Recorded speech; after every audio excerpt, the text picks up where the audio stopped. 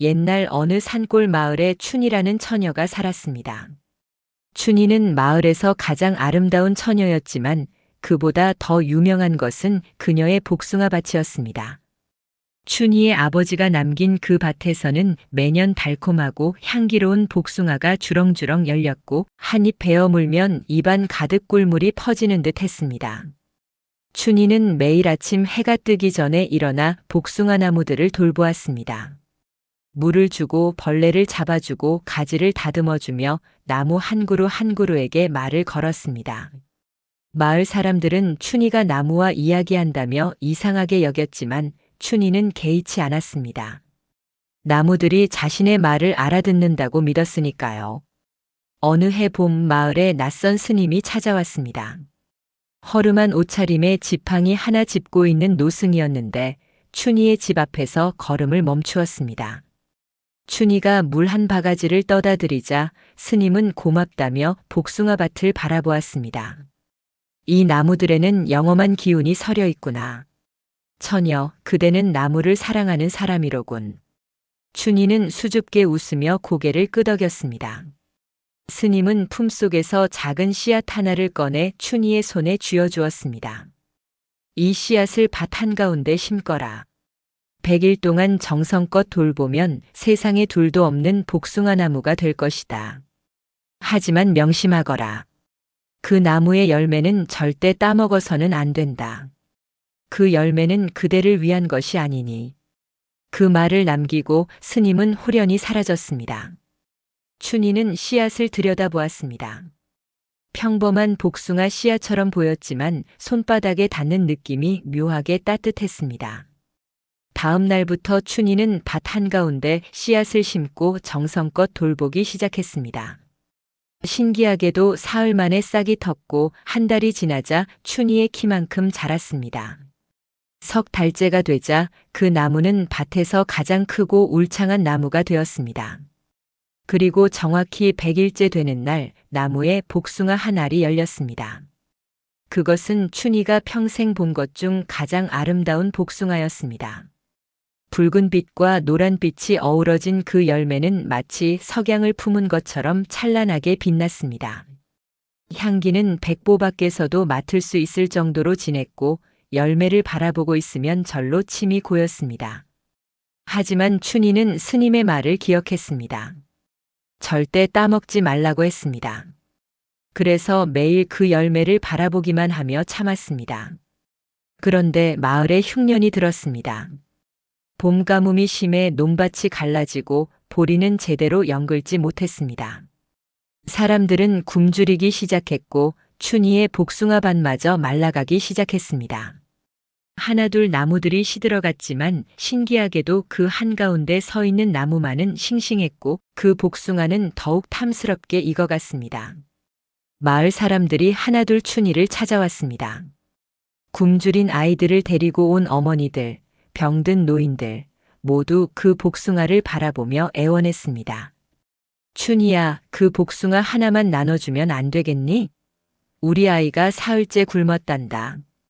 춘이 처녀, 우리 할아버지가 편찮으신데 저 복숭아를 조금만 드시면 기력을 차리실 것 같소. 춘이는 마음이 찢어지는 것 같았습니다. 이웃들의 고통을 외면할 수 없었습니다. 밤새 고민하던 춘이는 결국 결심했습니다. 스님의 경고보다 지금 당장 굶주리는 사람들이 더 중요하다고 생각했습니다. 해가 뜨자마자 춘이는 나무에 올라 그 복숭아를 땄습니다. 손에 닿는 순간 온몸에 전율이 흘렀습니다. 복숭아는 놀라울 정도로 무거웠고 맥박처럼 미세하게 떨리고 있었습니다. 춘이는 복숭아를 들고 마을 회관으로 갔습니다. 모인 사람들 앞에서 복숭아를 쪼개려는 순간 하늘이 갑자기 어두워졌습니다. 먹구름이 몰려들고 천둥이 쳤습니다. 복숭아를 쪼개는 순간 그 안에서 붉은 빛이 뿜어져 나왔습니다. 춘이의 몸이 공중으로 떠올랐고 사람들은 비명을 질렀습니다. 붉은 빛이 춘이를 감싸더니 그녀의 몸이 점점 작아지기 시작했습니다. 손이 먼저 복숭아 빛깔로 변하고 피부가 벨벳처럼 부드러워지고 머리카락이 잎사귀로 변했습니다. 안 돼! 춘희가 소리쳤지만 이미 늦었습니다. 그녀의 몸은 완전히 복숭아로 변해버렸습니다. 사람 크기만 한 거대한 복숭아가 마을 회관 바닥에 떨어졌습니다. 사람들은 공포에 질려 도망쳤습니다. 마을은 순식간에 텅 비었고 복숭아가 된 춘희만이 그곳에 남았습니다. 그런데 이상한 일이 일어났습니다. 복숭아가 된 춘희는 의식이 또렷했습니다. 보고 듣고 생각할 수 있었지만 말할 수도 움직일 수도 없었습니다. 그저 복숭아 안에 갇혀 바깥 세상을 바라볼 수밖에 없었습니다. 며칠이 지났습니다. 마을 사람들은 아무도 가까이 오지 않았습니다. 굶주림은 계속되었고 사람들은 춘희를 원망했습니다. 저주받은 복숭아 때문에 마을에 재앙이 내렸다고 믿었습니다. 일주일째 되던 날 밤 한 젊은이가 마을 회관에 들어왔습니다. 이웃 마을에서 온 총각 석환이었습니다. 그는 춘희를 사모하던 사람이었습니다. 석환은 소문을 듣고 달려왔지만 이미 춘희는 복숭아가 되어버린 뒤였습니다. 춘희가 정말 이 안에 있는 거요? 석환은 복숭아를 껴안고 울었습니다. 복숭아 안에서 춘희도 울고 싶었지만 눈물조차 흘릴 수 없었습니다. 석환은 복숭아를 등에 지고 마을을 떠났습니다. 그 무거운 복숭아를 지고 산을 넘고 강을 건넜습니다. 사람들은 그를 미쳤다고 했지만 석환은 개의치 않았습니다. 반드시 춘희를 구할 방법을 찾겠다고 다짐했습니다. 석환은 이름난 도사를 찾아갔습니다. 백발의 도사는 복숭아를 보더니 한숨을 쉬었습니다. 이것은 인연의 열매라네. 복숭아 나무는 본래 인간이었고 인간을 복숭아로 만들어 자신의 빚을 갚으려 한 것이지. 무슨 말씀입니까? 100년 전 한 나무꾼이 죽어가는 복숭아 나무를 살렸네. 그 나무는 영험한 나무였고 은혜를 갚고 싶어 했지. 그래서 자신과 똑같은 처지를 만들어 대신 죽으려 한 것이네. 그 나무는 이제 인간이 되어 어디론가 떠났을 걸세. 그럼 춘희는 영원히 복숭아로 남는 겁니까? 한 가지 방법이 있네. 진심으로 사랑하는 사람이 그 복숭아를 먹으면 저주가 풀린다네. 하지만 도사는 말을 멈췄습니다. 하지만 복숭아를 먹는 사람은 대신 복숭아가 되네. 누군가는 반드시 복숭아로 남아야 하는 게 이 저주의 본질이라네. 석환은 망연자실했습니다. 춘희를 구하려면 자신이 복숭아가 되어야 한다는 말이었습니다. 밤새 고민하던 석환은 결심했습니다. 춘희를 사랑했으니 춘희가 자유로워진다면 자신이 복숭아가 되어도 좋았습니다.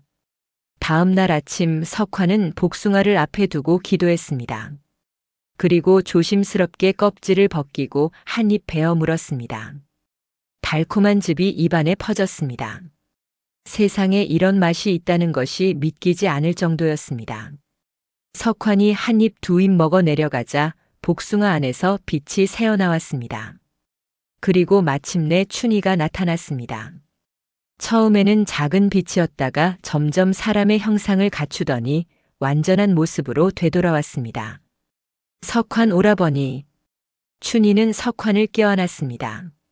하지만 석환의 몸은 이미 변하기 시작했습니다. 손끝이 복숭아 빛으로 물들고 있었습니다. 괜찮아요, 춘희. 당신이 자유로우면 그것으로 충분해요. 석환이 미소 지으며 말했습니다. 춘희는 울면서 석환을 붙잡았지만 그의 몸은 계속 변해갔습니다. 바로 그때 어디선가 목소리가 들렸습니다. 진정한 사랑을 보았구나. 저 멀리서 그 노승이 걸어오고 있었습니다. 스님은 지팡이로 땅을 한 번 쳤습니다. 복숭아 나무의 저주는 이기심에서 비롯된 것이었다. 자신의 목숨을 위해 다른 생명을 희생시키려 한 탐욕이었지.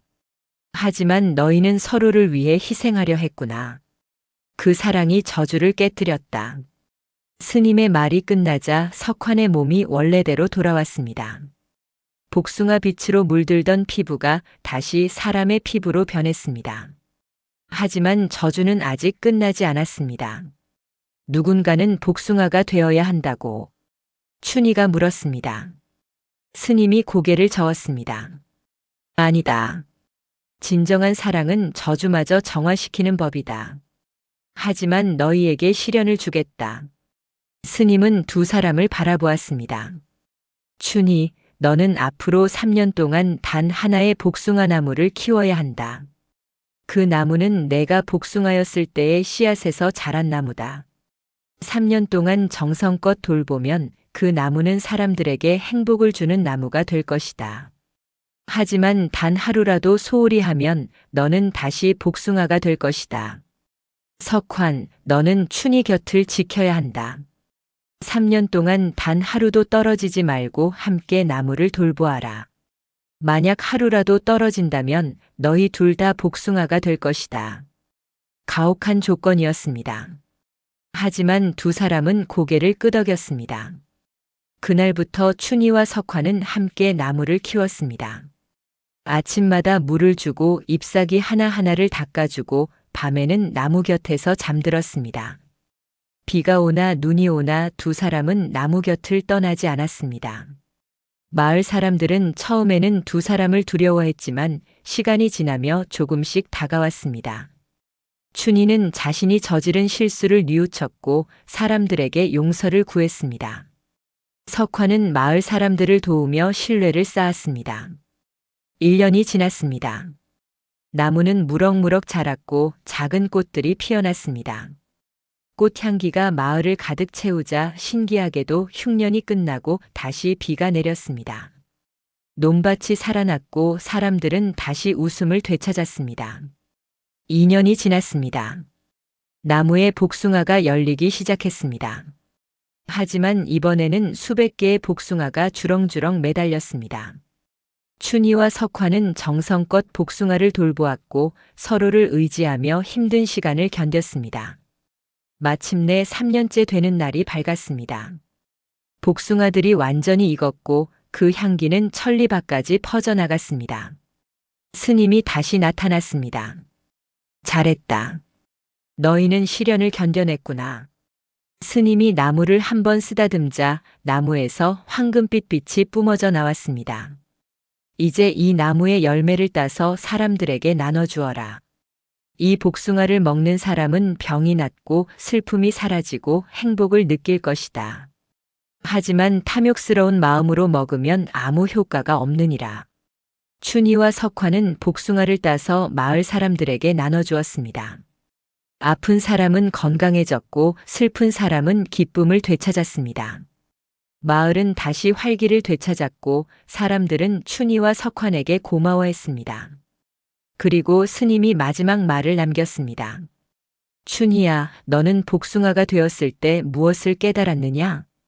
춘희는 잠시 생각하다 대답했습니다. 다른 사람의 고통을 외면하지 말아야 한다는 것, 하지만 약속도 소중히 여겨야 한다는 것을 배웠습니다. 그리고 무엇보다 진정한 사랑의 힘을 알게 되었습니다. 잘 깨달았구나. 석환, 너는 무엇을 배웠느냐? 사랑하는 사람을 위해서라면 어떤 희생도 기꺼이 할 수 있다는 것, 그리고 그 사랑이 결국 모두를 구원한다는 것을 배웠습니다. 스님은 환하게 웃었습니다. 그렇다. 너희는 진정한 깨달음을 얻었구나. 이제 행복하게 살 거라. 스님은 그렇게 사라졌고 두 사람은 결혼하여 마을에서 오래오래 행복하게 살았습니다. 그 복숭아 나무는 100년이 넘도록 열매를 맺었고 마을은 복숭아 마을이라 불리며 번영했습니다. 그리고 사람들은 이야기합니다. 진정한 사랑은 저주마저 축복으로 바꿀 수 있다고. 복숭아 한 알에 담긴 희생과 헌신의 이야기를 대대손손 전하며 욕심보다는 사랑을, 이기심보다는 희생을 선택하라고 가르쳤습니다. 춘희는 복숭아가 되었다가 다시 사람이 되었습니다. 그 과정에서 그녀는 인생의 진정한 가치를 깨달았습니다. 그리고 그 깨달음은 한 마을 전체를 변화시켰습니다. 복숭아로 바뀐 처녀의 운명은 결국 저주가 아니라 축복이었던 것입니다. 이 이야기가 재미있으셨다면 구독과 좋아요 부탁드립니다.